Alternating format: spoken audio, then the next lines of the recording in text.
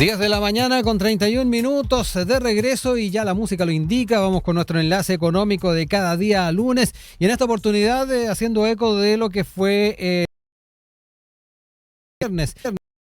El INE publicó el índice de precios al consumidor de febrero, que anotó una variación mensual de 0,6%, acumula 1,3 en el año y 4,5 a 12 meses. Destacaron alzas de transporte, de vivienda, servicios básicos y la disminución de recreación, deportes y cultura.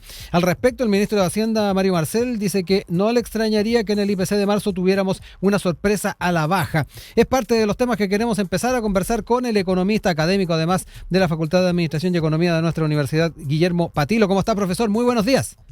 Hola, muy buenos días. ¿Cómo estás tú? Muy bien, profesor. Gracias por recibir nuestro llamado, nuestra invitación para poder hablar de los datos de este IPC. Varias cosas, ahí mencionábamos varios de los factores que estuvieron incidiendo en el resultado que se dio, pero además de estos factores ya expuestos, profesor, ¿qué otros elementos se pueden mencionar? Por ahí se dice que el alza del tipo de cambio en los últimos meses es un factor a tener en cuenta. ¿Hay también alguna influencia en el gasto fiscal? Importante ir definiendo cada uno de esos factores, profesor. Mira, yo quisiera partir en esto recordando, no necesariamente todo el mundo lo tiene en la memoria, que la canasta del IPC a partir de enero 2024 ha cambiado. Sí. Ha cambiado sobre la base de la encuesta de presupuestos familiares desarrollada durante el año 2023. Eso significa que las ponderaciones de los distintos productos se han modificado en el margen. O sea, de hecho, la nueva canasta contiene 13 divisiones y no 12 como la anterior, desglosándose o separándose la primera, que era alimentos y bebidas no alcohólicas. Sí. Perdón, profesor, de hecho el ministro también hacía mención. Tendremos que volver a entender bien el IPC nuevo a propósito de los cambios que mencionó usted. Sí, claro, porque, te repito, el IPC se calcula sobre la base de la encuesta de presupuestos familiares, que a su vez lo que te dice es en qué gasta la gente, digamos, o el individuo promedio de Chile, digamos, entendiendo por tal aquel que vive en las capitales regionales y las zonas conurbadas a ellas. Entonces, la primera cosa es que uno va a enfrentar un movimiento un poquito en el margen distinto del que venía arrastrando en 2023, digamos, con la canasta antigua. Una cosa que es muy positiva es que la canasta en este momento se está actualizando cada 5 años. Y por lo tanto el IPC no se desactualiza en forma significativa en 5 años. Yo creo que ese es un avance enorme que viene allá desde algún tiempo. Pero sí significa en el plazo corto que tenemos que mirar con cuidado cómo estas ponderaciones cambiaron y en qué parte eso también influye en lo que estábamos conversando. Pero sin duda, yo diría que el elemento central en este momento es el tipo de cambio. ¿Y por qué? El tipo de cambio tuvo un salto nada de menor en Chile en los últimos meses. Y eso está íntimamente ligado al hecho de que mientras nosotros seguimos bajando las tasas de interés y en concreto la tasa de política monetaria, la Reserva Federal no lo está haciendo. La Reserva Federal se mantiene estable después de haber subido durante un par de años, digamos, hasta el año pasado, alcanzando un máximo el año pasado, se ha mantenido constante. Eso significa que la brecha entre las dos tasas se ha ampliado. Y eso, todo lo más constante, tiende a depreciar nuestra moneda. Y esa depreciación no ha sido tan menor, ¿no? Pasamos, digamos, de algo así como 800, 120, a 900. Casi 1000 hace algunas semanas. Claro, casi 1000. Entonces, ¿y por dónde impacta eso? Una cosa que tú ves directo y que todo el mundo ve, las gasolinas, por ejemplo. Segundo, afecta todo lo que nosotros adquirimos en dólares. Y ahí hay uno de los elementos importantes en este dato de febrero, los pasajes aéreos, por ejemplo. ¿No?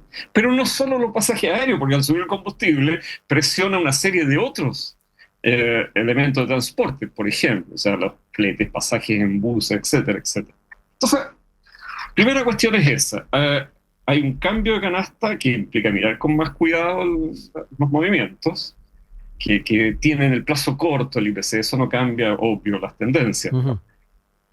Pero segundo, el tipo de cambio. El tipo de cambio es un elemento fundamental en esto, y la tasa de inflación de febrero sugiere, o a mí me sugiere, que la reducción de tasas de política monetaria va a cambiar un poco o en el margen la secuencia que estaba teniendo, o la velocidad que Sí. estaba teniendo. Eventualmente se puede corregir y ir al alza la tasa en algún momento si es que no No, mejora.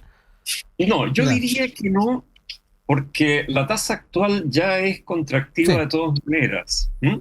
Y la economía chilena está creciendo lento. Ujú.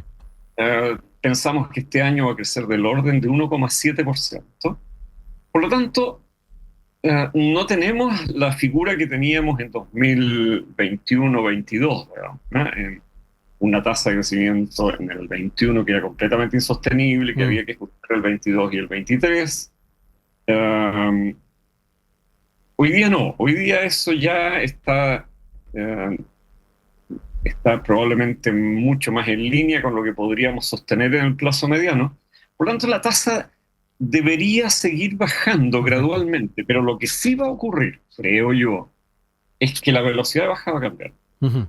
Particularmente ahora, en el corto plazo. O sea, hay una reunión en abril del Claro. Banco Central que los mercados anticipaban que implicaría una baja de 100 puntos base. Yo creo que eso no va a ocurrir, ¿no? Probablemente 50 puntos base como máximo. Ya. ¿No? Vamos. Y la duda, claro, de aquí a abril faltan hartos datos todavía, Mm. pero la duda de si no vas a pausar las bajas, que es la otra alternativa. Sí, no bajo, simplemente me Sí, mantengo mantener. constante Claro. esperando que nuevos datos surjan, ¿no? Particularmente afuera, ¿no? Lo que haga la Reserva Federal en esto es fundamental. Pero si uno mira la situación de inflación con los datos a febrero, no es que sí, la variación en 12 meses, el IPC general, Ujú. de hecho, sube respecto a enero. Si uno usa a propósito, y aquí es bien interesante porque mencionaste el 4,5%, pero si uno toma las cifras empalmadas del Banco Central, eh, el acumulado en 12 meses de febrero es 3,6. Ujú. ¿No? Perfecto. La diferencia no es que uno calcule bien y el otro mal, digamos, no tiene nada que ver con eso, sino tiene que ver con el hecho de la base de comparación. Digamos. Una es la serie empalmada y la otra es la serie referencial, ¿eh? Del INE. Sí. Entonces, cuando tú empalmes todas las series y tengas una serie homogénea más larga, vas a ver que las variaciones son una sola en todas. Pero Sí. usando la del Banco Central, ¿eh? Eh, lo que tú ves es que el IPC de servicios sin productos volátiles Ujú. acumula 6,7% Ajá. a febrero. O sea, y si miras enero es 6,5 y en diciembre era 7. O Ujú. sea, eh, sí, ha Hay bajado una baja. y 6,7 es harto, Sí. ¿no? Profesor, en ese sentido es importante también ir definiendo si las perspectivas que se habían planteado podrían postergarse. Se había hablado de una meta de 3% por parte del Banco Central de inflación para este año. También desde el gobierno se ha hablado harto de esa cifra. ¿Esto debiera moderar expectativas? Yo creo, fíjate, que, a ver, eh, es lograble, pero hacia fines de este año. Ya. ¿Eh? Es decir, en mi proyección, por lo menos en este momento, lo que nosotros vamos a ver en marzo, abril, o sea, digamos marzo, Mm. fines del primer trimestre, digamos, ¿no? Es una inflación, siguiendo las cifras de la serie empalmada del Banco Central, Es una inflación en 12 meses que va a estar en el entorno que señalábamos, es decir, 3,7, 3,8%, para ir lentamente bajando a partir de abril. Eso significa que a fines de año, en el último trimestre del año, uno podría pensar que llega al entorno de 3. Ya. Con una actividad que te decía va a estar creciendo el orden de 1,7, y por lo tanto, en ese contexto, lo que uno esperaría es que la tasa de interés de política monetaria durante este año se siga reduciendo gradualmente. La velocidad es un tema que va a depender de las coyunturas, pero siga reduciendo gradualmente para llegar al nivel neutral hacia fines de año. Todo eso, por supuesto, asumiendo que no hay sorpresas afuera que sean negativas. Sí, que siempre tenemos esos imponderables que de repente cambian bastante las proyecciones, profesor. Hablábamos efectivamente de los cambios, y yo mencionaba al comienzo una de las palabras que entregó el ministro de Hacienda al alero de la Asamblea de Gobernadores del BID, que estaba en la que estaba participando, y él decía que no tiene duda de que la tendencia de la inflación va a seguir orientándose a la convergencia a la meta de 3%. Tendremos que volver a entender bien el IPC nuevo, y ahí también es donde hablaba de que en abril está poniendo fichas de que se puede ir bajando esta situación. ¿Comparte también el optimismo el ministro? Ojalá, o sea, es un optimismo que tiene base. No es optimismo, no tiene base. Y es muy probable que así sea, que así ocurra. Y lleguemos hacia finales de este año ya con la inflación en los niveles a los que estábamos acostumbrados, es decir, la meta del orden del 3%, más o menos 3%, y la inflación deje de ser un problema otra vez, digamos. Lo que se debe sin duda, por una parte, a la conducta muy acertada del Banco Central, y por otra, a la contribución de la política fiscal. O sea, tú me lo decías hace un rato atrás, ¿la política fiscal ha colaborado en esta historia o no? Sí ha colaborado. Yo diría que uno debe reconocer que la evolución del gasto fiscal ha sido consistente con la política monetaria. Ha apoyado, si quiere uno decirlo de otra manera, ha apoyado el proceso de convergencia. Y eso no es trivial, porque las coyunturas, sabemos, y lo hemos visto a lo largo de 2023 y antes, las coyunturas han sido súper difíciles. Sí. Muchos aludirán también, profesor, a la coyuntura política. Desde el gobierno siempre miran el tema del pacto fiscal como una posibilidad de poder ir también de una u otra forma matizando el gasto público. También se pone sobre la mesa eso en más de una oportunidad.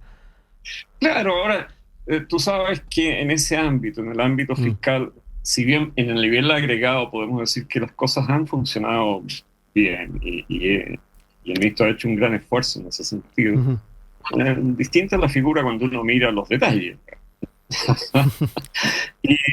y distinta es la figura cuando seguimos hablando de temas de impuestos, por ejemplo. Ahí tenemos un problema mayúsculo, ¿no? Que no se ha resuelto en Chile. Tú sabes bien, y todo el mundo se acuerda, que aquí cada gobierno en los últimos 10 años ha subido los impuestos, pero nunca los baja. O sea, siempre ha sido al alza. Y el gobierno anterior, el anteanterior, estoy retrocediendo, y ahora todos, sin excepción, han planteado reformas tributarias mejores, peores, arreglables, pero todos, ¿no? Siempre va a subir impuestos. Y la verdad es que ahí tenemos un tema mayúsculo en Chile, ¿no? Lógicamente, este gobierno ha vuelto por el mismo camino, por una razón muy simple, digamos, porque tiene una cantidad de compromisos, tanto tuyos como ajenos, que hacen imposible financiarlo con los recursos que tiene. Entonces, y tiene que negociar además. Claro, además. Entonces, ¿de dónde sacan la plata en los gobiernos en cualquier parte del mundo? De un solo lado, de los impuestos, o sea, de nosotros, de ninguna otra fuente. El gobierno nos genera un solo peso, ¿verdad? Propio. Entonces, ahí tenemos un tema muy grande. ¿Y por qué? Porque eso está directamente ligado a lo que conversábamos antes. Una economía creciendo 1,7 o algo parecido a eso este año y también el próximo. O sea, los próximos 2 años, supongamos en promedio algo así como el 1,8, es un crecimiento muy bueno. Es un crecimiento que la economía chilena debiese poder superar, ¿no? Pero para superarlo tienes que modificar la productividad de esta economía. Y tienes que modificar los incentivos al trabajo, etcétera, etcétera. Y ahí los impuestos son un tema. Yo quería recordarles que estamos a esta hora conversando con el economista académico de la Facultad de Administración y Economía de nuestra universidad, Guillermo Patilo, hablando de las cifras del IPC de febrero que conocíamos el viernes pasado, conversando un poco también de los factores que entran ahí, lo que tiene que ver también con las proyecciones, no solamente de la inflación, sino que también de la tasa que recién nos estaba comentando. Oiga, profesor, quería también llevarlo a otro tema que nos ha estado también trayendo a colación desde el día sábado. Comenzó el trabajo de campo del censo, importante también ir hablando de aquello. El director del INE, Ricardo Vicuña, señaló que en el instituto les gustaría que esta fuera la última experiencia basada solo en entrevistas y que están observando la de países donde la información se combina con otros registros administrativos. Es parte de lo que se está discutiendo en un proceso además que ha estado marcado bastante por fake news, por trascendidos, de repente también falsedades respecto a lo que es el trabajo de campo. ¿Qué podemos hablar también de aquello, profesor, pensando también en lo que se viene en los próximos meses, un censo de derecho además? Claro, que la verdad va a ser el primero hecho con toda la planificación adecuada en este país, digamos, porque siempre han sido estos censos de un día, digamos, salvo la experiencia que recordamos. La del 2012. Claro. Entonces, esta es una experiencia en buena medida nueva, pero muy importante. Y yo creo que el director del INE tiene toda la razón al plantear que nosotros debemos avanzar en los censos futuros, cuando sea que estos ocurran, usando mucho más las tecnologías actuales. Hay varias alternativas ahí, pero en primer lugar uno podría tener autorrespuestas vía electrónica. Yo sé, y claro, ese es el problema, que tú en la autorrespuesta puedes poner lo que se te ocurra, pero también lo puedes hacer en la entrevista, o sea, salvo cuestiones muy obvias, tú en la entrevista puedes mentir si quieres, y eso es súper difícil de verificar, salvo cruzando datos. Pero hay suficientes también bases de datos para hacer aquello. Sabemos que están la encuesta socioeconómica, hay varios elementos que también manejan muchos gobiernos locales, en fin. ¿Hay elementos como para tratar de dar ese paso? No en este momento, Ya. pero sí, yo diría que es una cosa que uno debiese explorar hacia el futuro. En este momento lo que importa es que este censo sea lo más exhaustivo posible, que la gente de verdad atienda a los encuestadores, digamos, que ellos puedan entrar en todas partes. Sí. Y hay una cuestión nada de trivial, porque si hay zonas en Chile, y sabemos que las hay, en las cuales ni la policía entra, yo no veo cómo va a entrar un encuestador del censo. Estoy hablando de ciertas poblaciones específicas en la región metropolitana, por un lado, y también en otras partes del país. Entonces, aquí hay un temazo que no tiene nada que ver con el censo como tal, que tiene que ver con la presencia del Estado y la vigencia de la ley en el territorio nacional. Sí. Profesor, en ese sentido, y también no manejo la información de qué ha pasado tal vez en zonas a las cuales usted alude, pero en censos anteriores hubo ese tipo de dificultades, no sé si también si maneja esa información. Sí, la hubo. Yeah. La hubo. En el de 2017 hubo áreas en que simplemente no pudieron entrar. Y hoy día, yo diría, a ojo, no sin ninguna información adicional, pero a ojo yo diría que esas áreas son hoy día más que las que eran en 2017. En 2017 estaba centrado el problema principalmente en la Araucanía. Sí. por lo que todos saben. Pero hoy día no es eso.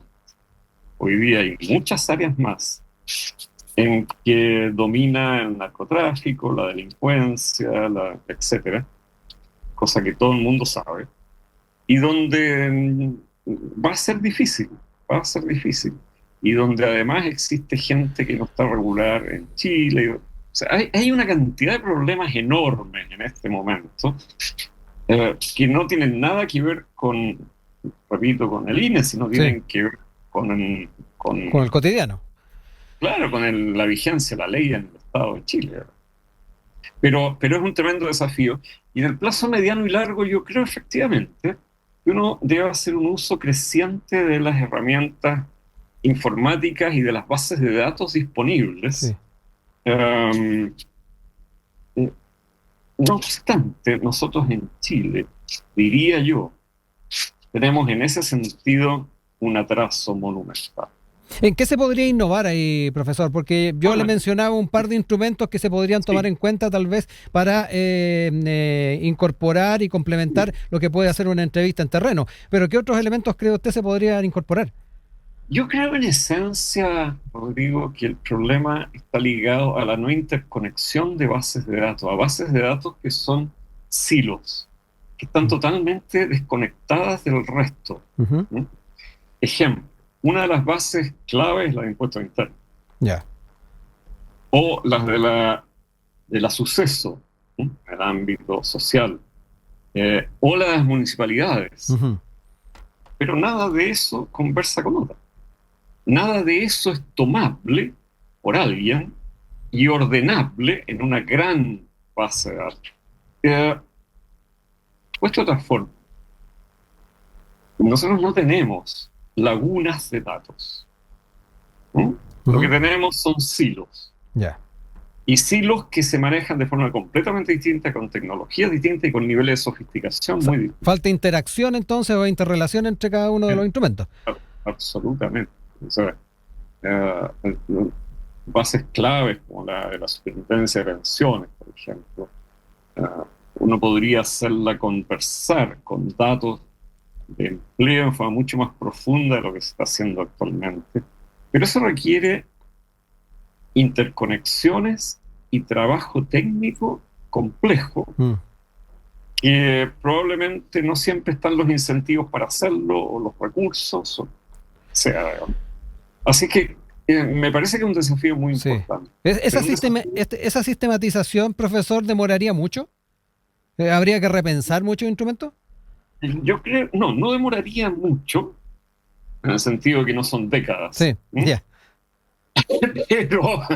Pero sí requiere un diseño global de base de datos del Estado de Chile que hoy día no existe, y que probablemente tomaría su tiempo.